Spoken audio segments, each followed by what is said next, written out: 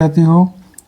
दूसरा, कोई private sector संगठन व किसी प्राइवेट उद्यम, उपकरण उद्यम, संस्था, संस्थात्मक सोसाइटी, न्यास, गैर सरकारी संगठन, यूनिट या सेवा जो वाणिज्यिक, वित्तीय और व्यावसायिक, शैक्षणिक, मनोरंजन, औद्योगिक, स्वास्थ्य सेवा, वित्तीय कार्यपालककर्ता, जिसके अंतर्गत उत्पादन प्रदाता, विक्रय, वितरण या सेवा भी है।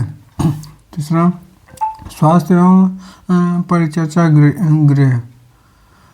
चौथा, प्रशिक्षण एवं खेलकूद या उनसे संबंधित अन्य क्रियाकलापों के लिए प्रयुक्त कोई खेल कूद संस्था, स्टेडियम, खेल कूद कॉम्प्लेक्स, प्रतिस्पर्धा या क्रीड़ा स्थान, चाहे वह आवासीय या नहीं अभिप्रेत हो। नियोजन से अद्भुत उनके प्रक्रम के दौरान कर्मचारी द्वारा परिदर्शित कोई स्थान, जिसके अंतर्गत ऐसी यात्रा के लिए नियोजक द्वारा उपलब्ध कराया गया हो परिवहन भी है। कोई निवास स्थान या कोई गृह।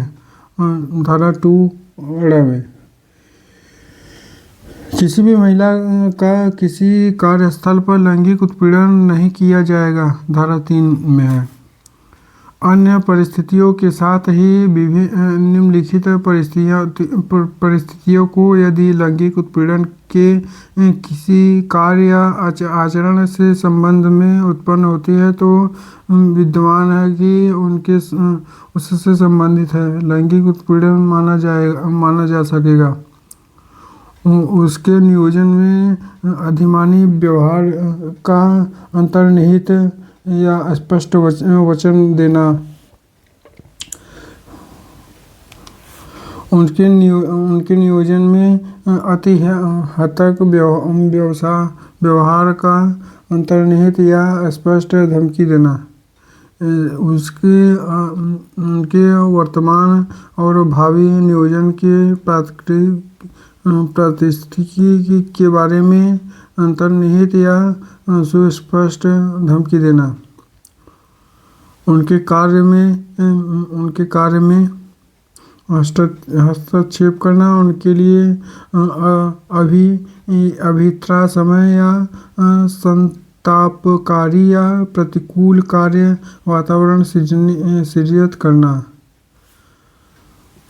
उसके स्वास्थ्य या सुरक्षा को प्रभावित करने की संभावना वाला अपमानजनक व्यवहार करना। धारा 3 में आंतरिक परिवाद या समिति का गठन। किसी स्थल का प्रत्येक नियोजक लिखित आवेदन द्वारा आंतरिक परिवाद समिति नामक एक समिति का गठन करेगा, जहां कार्यस्थल के कार्यालय या प्रशासनिक यूनिट भिन्न स्थानों या खंड या उपखंड स्तर पर अवस्थित हैं। वहां आंतरिक समिति तभी प्रशासनिक यूनिट या कार्यस्थलों में गठित की जाएगी। धारा 4 में परिवाद यानी कॉम्प्लेन। कोई व्यतीत महिला कार्यस्थल पर लैंगिक उत्पीड़न की घटना की तारीख से 3 माह की अवधि के भीतर या श्रृंखलाबद्ध घटनाओं की दशा में अंतिम घटना की तारीख से 3 माह की अवधि के भीतर लिखित में परिवार व कॉम्प्लेन आंतरिक समिति को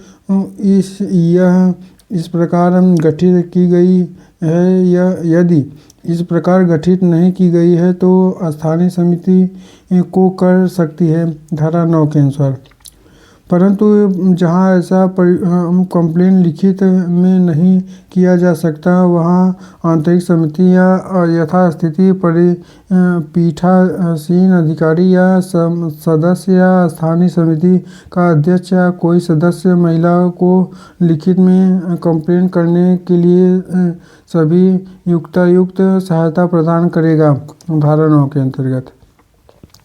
परंतु यह और की यथास्थिति आंतरिक समिति या स्थानीय समिति लेखबंद किए जाने वाले कारणों से 3 माह से अधिक समय सीमा को विस्तारित कर सकेगा, यदि उसका यह समाधान हो जाता है कि परिस्थितियां ऐसी थी जिसके महिला को युक्त अवधि के भीतर कंप्लेन संस्थगित करने से निवारित किया था, धारा 9 के अंतर्गत।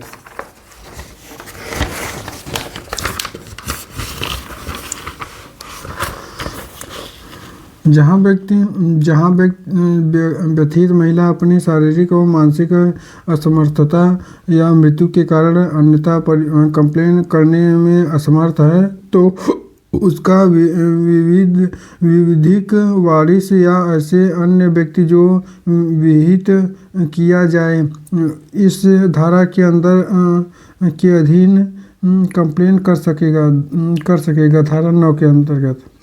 यथास्थिति आंतरिक समिति या स्थानीय समिति धारा 9 के अधीन जांच आरंभ करने से पूर्व व्यथित महिला के अनुरोध पर सुलह के माध्यम से उसके और प्रत्यार्थी के बीच मामले के समाधान करने का उपाय कर सकेगी, परंतु कोई धन संबंधित समाधान सुलह के एक आधार के रूप में नहीं किया जाएगा। धारा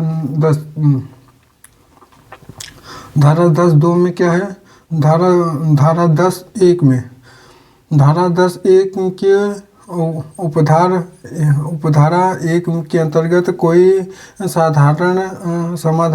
समाधान हो गया है, वहाँ यथास्थिति आंतरिक समितियां और स्थानीय समितियां इस प्रकार किए गए समाधान को अभिलिखित करेगी और उसे नियोजित या जिला अधिकारी को ऐसी कार्रवाई करने के लिए भेजेगी जो सिफारिश में विनिर्दिष्ट की जाए, धारा 10(2) के अनुसार। यथास्थिति आंतरिक समिति या स्थानीय समिति उपधारा 2 के अधीन अभिलिखित किए गए समाधानों के प्रति व्यथित महिला व प्रार्थी को उपबंध कराएगी, धारा 10(3) के अंतर्गत। जहाँ धारा 10(3) के उपधारा 1 के अंतर्गत कोई समाधान हो जाता है, तो वहाँ यथास्थिति आंतरिक समिति या स्थानीय समिति के द्वारा कोई और जांच संचालित नहीं की जाएगी, धारा 10(4) के अंतर्गत। धारा 10 के उपबंधों के अधीन रहते हुए यथास्थिति आंतरिक समिति या स्थानीय समिति जहाँ प्रत्यार्थी कोई कर्मचारी है, वहाँ प्रत्यार्थी को लागू सेवा नियम के उपबंधों के अनुसार और जहाँ ऐसी कोई नियम विद्यमान नहीं है, जहाँ ऐसी रीति से कोई विहित की जाए, कंप्लेन के बारे में जांच करने की कार्रवाई करेगी। किसी घरेलू कर्मकार की दशा में स्थानीय समिति यदि प्रथम दृष्टया मामला विद्यमान है तो भारतीय दंड संहिता CRPC की भारतीय दंड संहिता की धारा 509 नए अधिनियम अर्थात BNS 2023 की धारा 69 के अनुसार जहाँ लागू हो वहाँ उक्त संहिता के किसी अन्य सुसंगत उपबंधों के अधीन मामला रजिस्टर करने के लिए 7 दिनों की अवधि के भीतर पुलिस कंप्लेंट भेजेगी। धारा 11 के अंतर्गत था।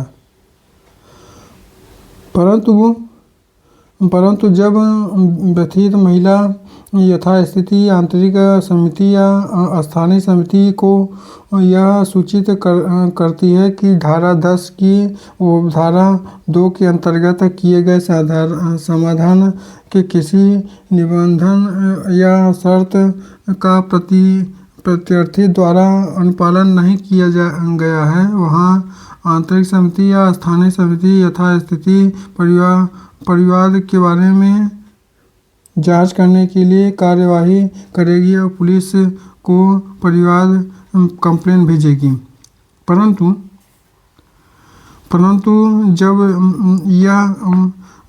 यह और कि जहाँ दोनों पक्षकार कर्मचारी हैं, वहाँ पक्षकार को जांच के प्रक्रम के दौरान सुनवाई का अवसर दिया जाएगा और निष्कर्ष की एक प्रति दोनों पक्षकारों को उन्हें समिति के समक्ष निष्कर्षों के विरुद्ध अभ्यावेदन करने में समर्थ बनाने के लिए उपबंध कराया जाएगा।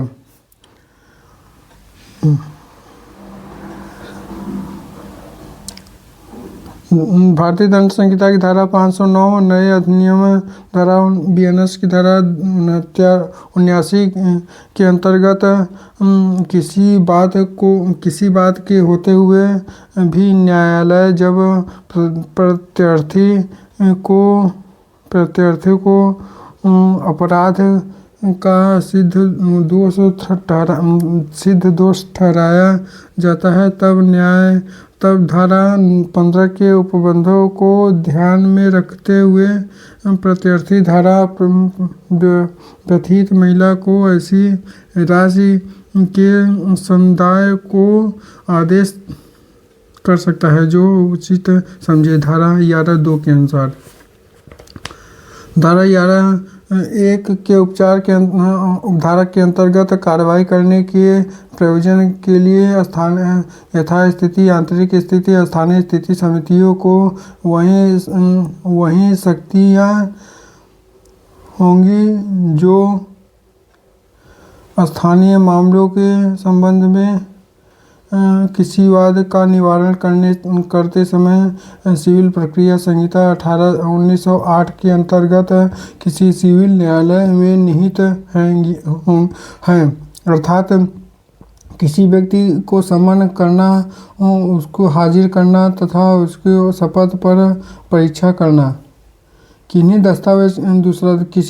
दस्तावेज के प्रकटीकरण और पेश किए जाने की अपेक्षा करना। तीसरा ऐसी कोई अन्य विषय को विहित किया जाएगा। धारा 11(3)